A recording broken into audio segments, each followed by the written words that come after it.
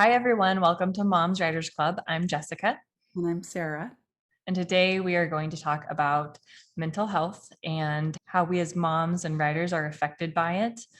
Sarah and I are both nurses. However, we are talking to you as moms and writers today. We are not talking to you medical providers or anyone giving you medical advice.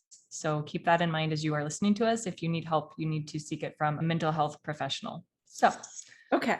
with So, that in mind, Sarah, what has been stressing you out today? What's going on in your world? oh my God, everything. Not necessarily today. Today's been a pretty good day, but I have been hanging on by my fingernails in the last couple months, which, um, for some of you who are familiar with where I am in my writing journey, um, of course, the last couple months has been very exciting. I signed with an agent. We sold my book. I'm, super excited about that. So you're like, what the heck, Sarah? Like, you're supposed to be super happy.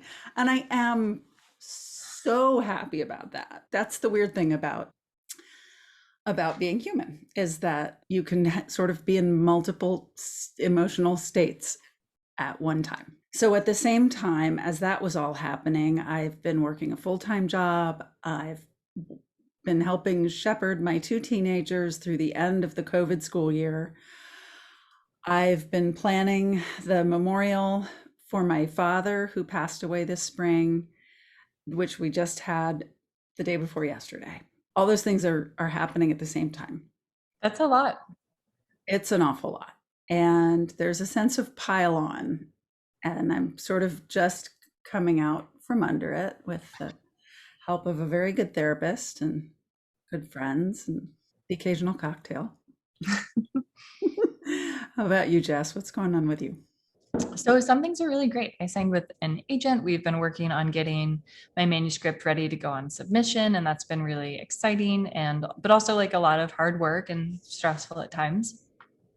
And then in my personal life, we are prepping for another cross country move, which means packing up a household and 4 pets and a small child. And then the other part of that is trying to find a rental house in a market where there basically are no rental houses. And the ones that are there are overpriced and are snapped up within 24 hours often. So that's been pretty stressful. I'm, starting to try to write the next book and wanting to write something just as hopefully good as the book that got me my agent. I'm also doing a Texas summer right now, and it's really hot here, and I do not do well in hot weather. And that seems like such a minor thing to complain about, but I constantly feel like super claustrophobic when I'm in really hot, humid weather, which is it can be anxiety inducing. So for me, I feel like I don't know where I'm going to live in 6 weeks. And that's really hard, especially when you have a kid and you have a family and you have your pets and you have this whole household that you're supposed to be starting to pack up and you don't know where you are going to be. Yeah. My husband is also working about 80 hours a week right now. So I'm doing a lot of this by myself right now. So yeah, things are hard. I wake up at 2:30 in the morning sometimes like with anxiety. Yeah. Yeah, I know the feeling. I stay up too late and then I wake up at, 5:30 or 6 in the morning after having stayed up until like midnight. And I'm Yeah. like thinking, what you said about the heat, it sort of leads me to this idea that I keep coming back to, which is that, there's lots of stresses in life at any point in your life, when you're a child, when you're an adult, anything. And that's part of life. And we cope with them. And Mhm. for me, anyway, I'm saying our, but, for Yeah. me, like coping kind of balances out the stresses. Like I have my coping and I have my stresses, and they kind of like hang out in this middle ground, and they kind of balance each other out. But then sometimes like the stresses start to overtake the ability to cope. And Yeah. that's when things like the heat will just like bump you down another notch, Totally. or your kid starts, who's been a good sleeper, starts waking up, and then that bumps you down another notch. And no one thing seems like overwhelming. I think that people in general, and maybe women especially, tend to downplay things that are stressful, like, oh, that's not a big deal, like, or we should ourselves, like, I should feel this, or I shouldn't feel. Well, I think we compare it to how much worse it could be, Yeah. which is not helpful because in reality, like we still are living the fact that it's 100 degrees outside by 9 a.m. every day, or that we have a toddler that we never get a break from. Like it doesn't mean that it's not stressful just because somebody else has it, what you consider to be worse. Yeah. Yeah. Talking about like these things that are stressing us right now. We're not trying to, say, oh, woe is me or anything like that. We are just acknowledging that we all have these things in our life that sometimes seem minor or might even seem minor to other people, but they make a huge impact on our day-to-day life and how stressed out we are, how anxious we feel, and it can really affect your overall health. So we're just trying to kind of come out here and have a conversation about it and acknowledge it. And all of it impacts our creative lives, and our creative lives feed back into kind of our coping with the stresses of life.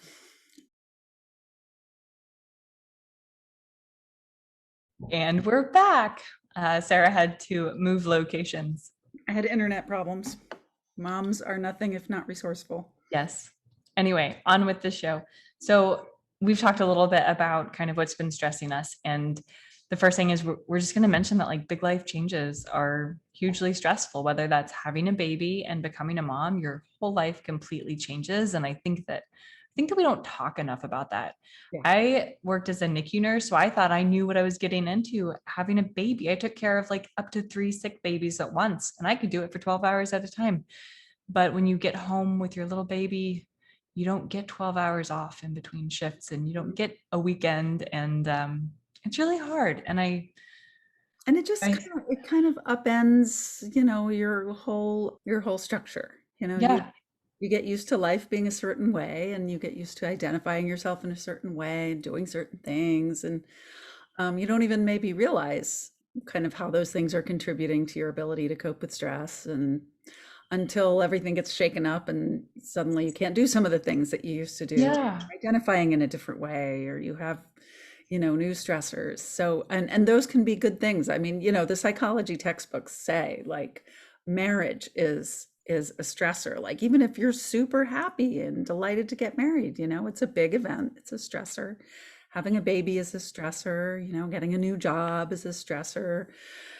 You know what I think part of it is though, is like we as a society sugarcoat all of it. Yeah. Like, oh, a gorgeous wedding and oh, a perfect baby. We turn everything into like this shiny, happy version of itself. So anyway, big steps in your life can be stressors. So can big steps in your writing journey, like Yeah. starting to query your first novel. When you very first reach that point where you feel like, I'm done, this is a book I can pitch, and you're super psyched, and you start sending out your first queries, and like, then you embark Yeah. on this whole new part of the journey, which is Yeah. really exciting, and it's a big accomplishment, but at the same time it can put a lot of pressure on you. Yeah. I think that I've said this before, but I didn't realize how much anxiety I had around the whole querying process and how much mental energy I put on it and I mean, we how joke exhausting. about it on Twitter, Yeah. like about, refreshing our inboxes and listening to the crickets and stuff like that. But, um, that has a really daily impact on your life. Yeah. Try doing that for like a year straight. There's going to be an effect on you as a result. One thing we just wanted to touch on. So we talked about having a baby, but postpartum anxiety and postpartum depression are also very real. And I know that there's a lot of talk about postpartum depression now, like a lot, especially like in the medical world. But nobody asked me as a new mother how I was doing until my daughter's 6-month checkup. And it was the pediatrician, not a single doctor or midwife or nurse asked me how I was doing. And I thought I was fine at the time, but I kind of think we always think we're fine. And looking back, I think I was struggling more than I realized. And I just didn't know it because I was like kind of stuck in this dark hole of being a new mother. My husband deployed when my daughter was 4 months old, so I was totally by myself. So I think I had a little bit of postpartum anxiety, and some anxiety after having a baby is normal. You're worried about your child. You want to take good care of them. You don't want anything bad to happen to them. But at some point it can be too much, and being worried can take over. Mm. And I've known people who had enough anxiety in that postpartum period that they were having panic attacks. Yeah. I don't want to say it's not normal, because I think a lot of people experience it, but it is I would say, in my opinion, it's a normal abnormality that you should probably talk to someone about. Yes. Yes, definitely. I mean, that there's a point where the sort of normal worries of new motherhood flip over into something unproductive. It's important to talk to somebody. It's important, even if you feel like, oh, this is nothing. I mean, this is something I got really used to telling, healthy pregnant women and laboring women. Don't minimize. Don't just say to yourself, oh, this is nothing. This is nothing. I've said this a million times to new moms about their babies and themselves. Have a low threshold for talking to your healthcare provider or your mental health care provider about your mood. Just have a low threshold. They would much rather hear about it than not, than have negative impact on you and your family. I will add, if you feel like your provider's not listening to you, see someone else. Someone else. Don't hesitate. If you feel like your doctor or your nurse practitioner or whoever is not listening to you about that or about anything else, see someone else. I see it happen all the time, where the patient is ignored and they do need help, and the doctor or whatever kind of provider minimizes it. And Yeah. that's not appropriate. I mean, postpartum mental health has certainly come out of the shadows a lot in the last 10 years.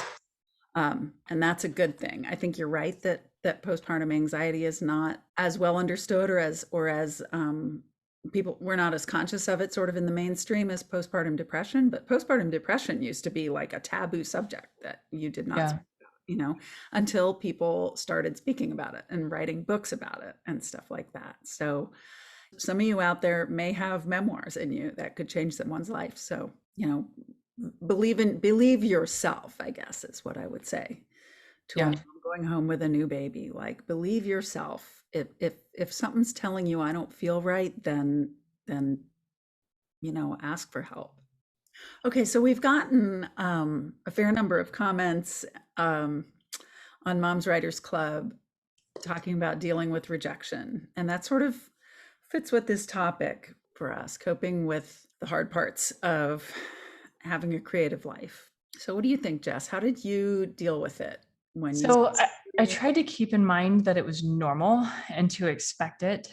I also found an article, and I think it's called something like "Why You Should Aim for 100 Rejections a Year," Yeah, because I read that too. yeah, like the best writers in the world have been rejected a lot. So learning to go into it knowing that rejections are normal, knowing that if you're not getting rejected, you're not putting yourself out there. And when I say that, I mean that nobody's going to get a 100% acceptance rate. Nobody, No. especially an unheard of writer who's, written their first book or their second book or their Right. third book. You're going to get rejections. And I will link that article below. But reading that article whenever things got tough really helped me. Yeah, that really turned it around for me too. Yeah. That gave me a goal that I could control. If I aimed to get rejected 100 times during the year, that meant that I had to submit work. And that was something I could control. And I was writing short stories at the time, and I counted those. I counted my queries. I counted applications to writers' residencies. Anything that I sort of put myself out for, I counted and I put on my list. I don't think I ever got to 100. I did this for like 3 years or maybe 4. You never got to 100 in a year? No, I think I got up to like 75 one year. It's hard. Dang. It's hard to get to 100. You got to It work. is. I will say I succeeded You did. 2 years in a row. But it makes you do the work, and then Yeah. you can at least look back on it and be like, hey, I did the work. Like, I worked hard. I did the best I could. You can't control. So I think focusing on the things that I can control is Yeah. big. Like getting 100 rejections in a year. Yeah. Go ahead. I can put out 100 submissions. Yeah. And I know that that's good for my career. I know that that furthers my goals. The other thing I really found helpful when I got rejected, and this is why I wrote my blog on how I got my agent, is reading about other people's successes. And maybe to some people that would be kind of like torture. I don't know. But for me, like I read many articles and blogs and books about people who did not break in with their first book and their first query letter.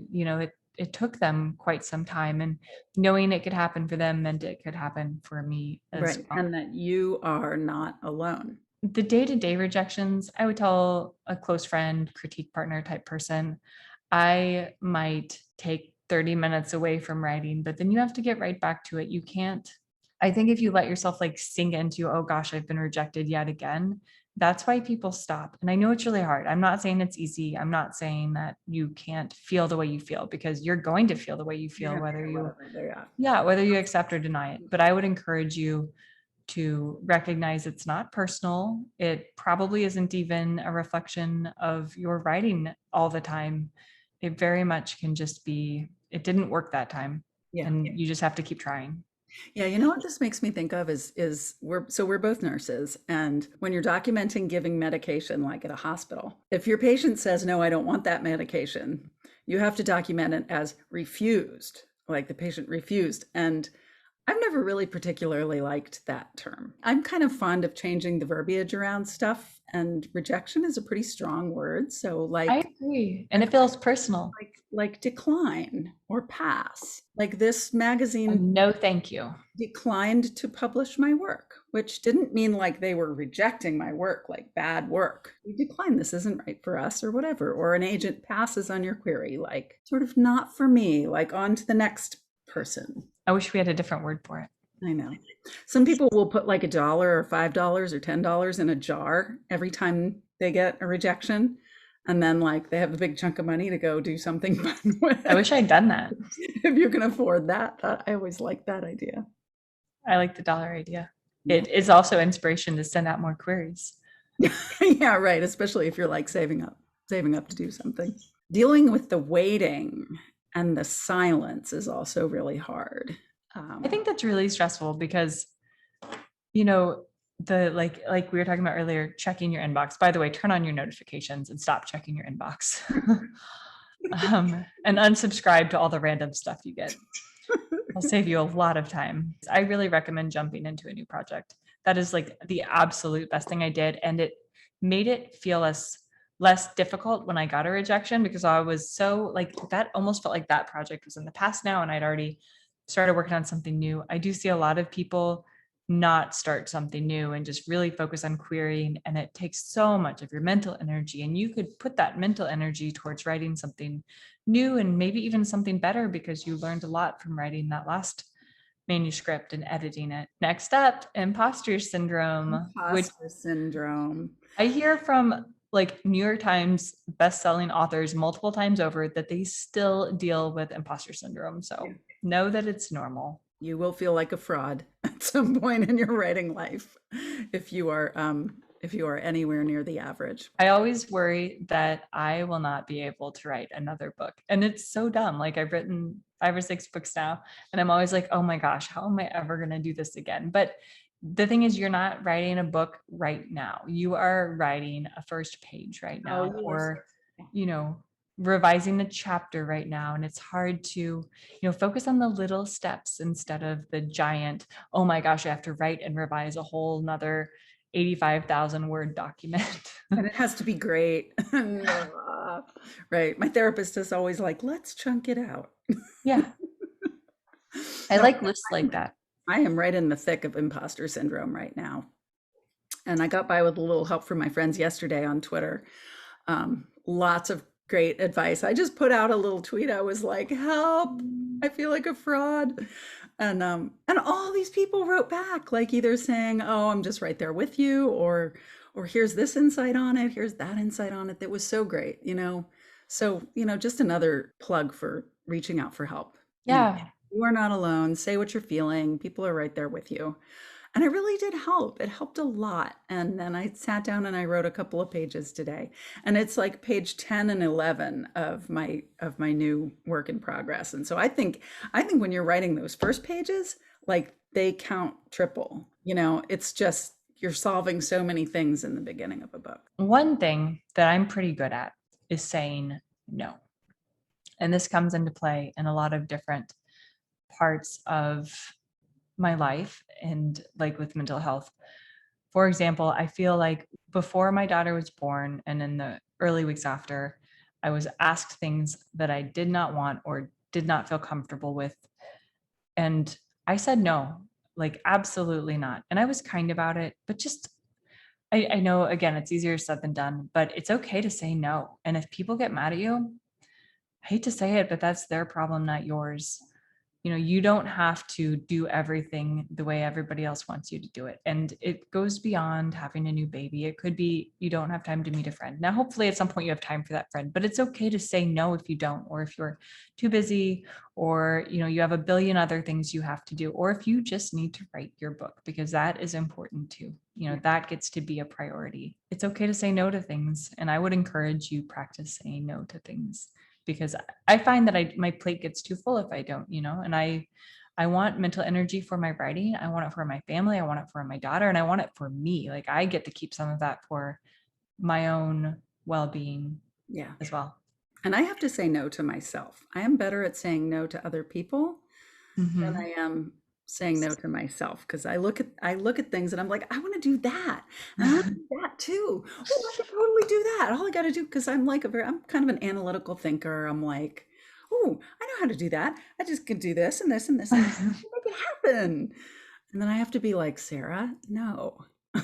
Yeah. You've got enough going on. Yeah. And I think with practice, you can get better at that, like learning to say no to other people, but also to yourself, and recognizing your own patterns. Mhm. And like I tend to like slowly say yes until I realize I'm doing too much, and then feel the need to like back off sometimes. Yeah, I'm working on that. Yeah, I think we all are. So I just want to address address something that's sort of close to my heart. The stigma around mental health issues and around seeking help. My dad just passed away this spring, and he was 89 years old. And he coped his entire life with very severe anxiety and panic attacks, and kind of like a syndrome he was actually diagnosed with OCD for a while, but that's not really what it was. It was anxiety. So, this was like in the 40s, 50s, 60s, when the treatments were terrible, the drugs would just completely zonk you out, and there was a lot of stigma around it. And he just he coped the best that he could, and he raised a family, and was a very loving, wonderful father in many ways. I actually did not know this about my dad until I was about 24 years old.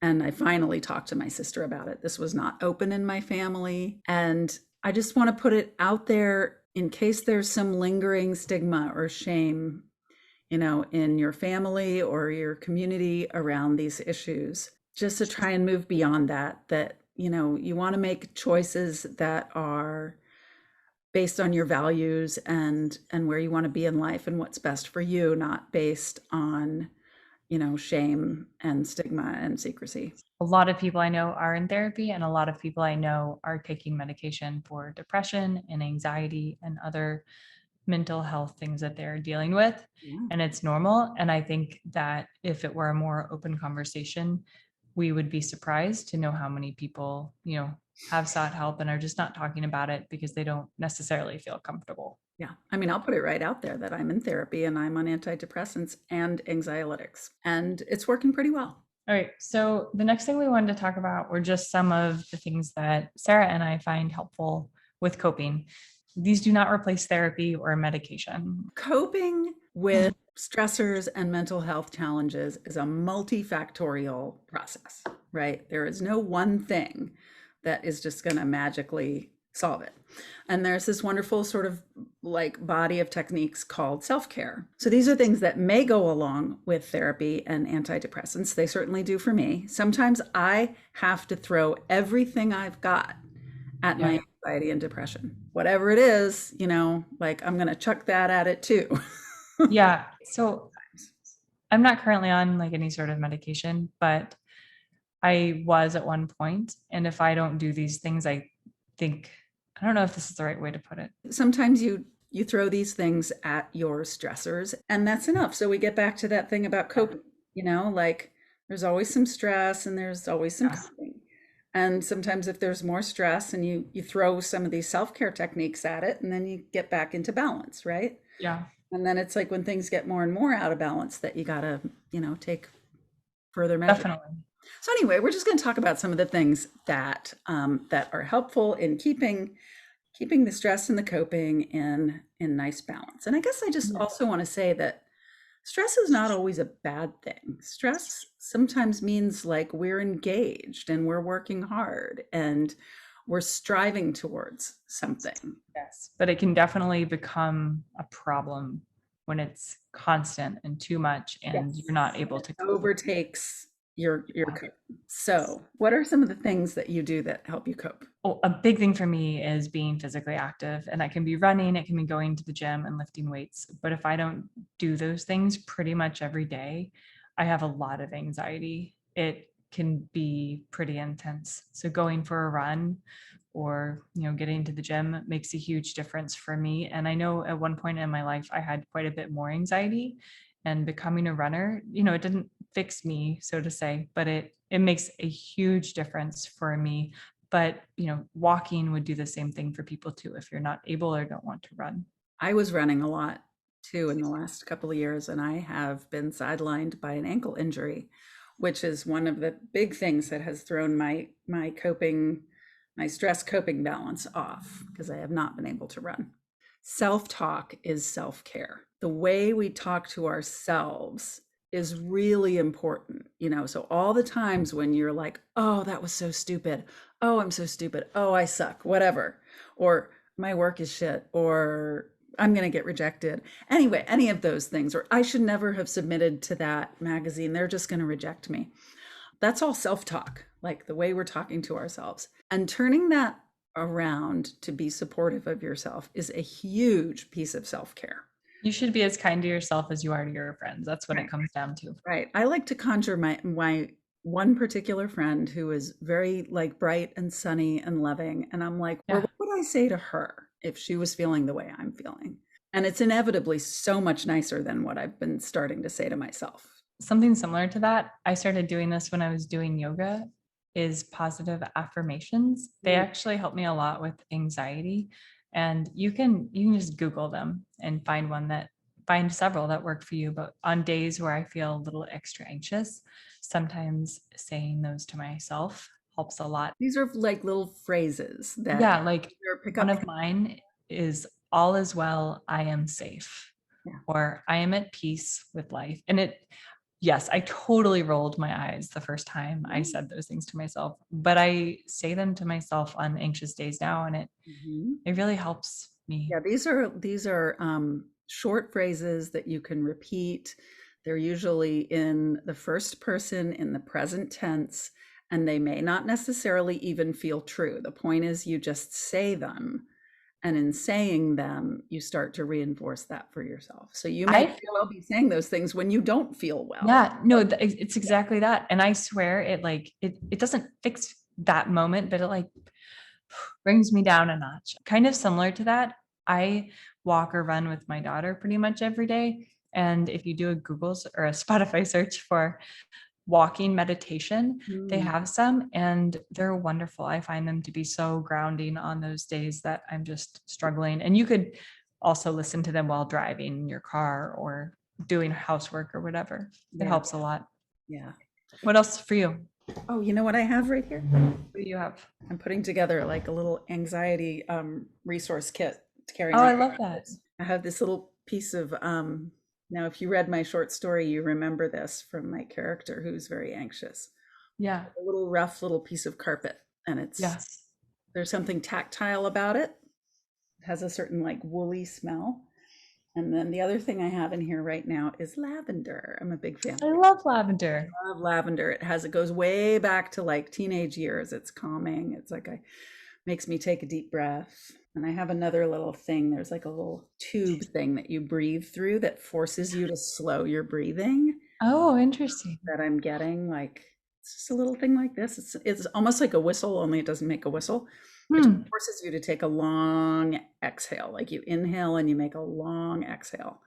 That's cool. Something I'm gonna carry around. Yeah. Well, and I think that there are a lot of things like that for people that they might find helpful. I really like the mix of lavender and lemon. And I have like a little, I have no idea what it is. It's like these little wool balls that you like dab it on. And then it like, I guess it's a diffuser of some sort. Yeah, I think Something else I wanted to mention, and I know I've talked like in every episode about this, waking up early. I find that if I wake up early so that I give myself a little time by myself in the morning, I am a much calmer person and can deal with life's stressors much better than if I like wake up to the baby crying. The other thing I know that this like requires money. I get a massage once a month. oh my God, I got a massage this morning. Yes. So you know all about it. Yeah. I feel like it really helps. And some health insurances do cover massage. Oh, I should So yeah, in Washington State, all of the different ones I had did. TRICARE does not. One of my friends who had a lot of postpartum depression and anxiety, what her provider told her to do, and it helped her a lot, was 1 hour to herself every day. Even 20 or 30 minutes to yourself can go a long ways for us mamas. Yep. Are there any other things that work well for you? Sometimes it's just got to be a nap. Sometimes Yeah, that's sleep all helps a I can lot. do. Like I just don't have the resources for anything else. And if I've got the day off, I mean, my kids are teenagers, so they don't need constant supervision. I can do this, but sometimes the best I can do is climb in bed and sleep for an hour and a half. We would love to hear some of the coping mechanisms that work well for you. So drop them below or post them on Twitter with our hashtag. If you could take a moment and give us a like and a subscribe, it really helps us find other moms who are writers here on YouTube. And on Twitter, you can find me at author Jess Payne. And I am at Sarah Reed Author. And we have our chats every other Wednesday night. Check out my pinned post on Twitter for more information. We'll talk to you soon. Bye bye. Bye.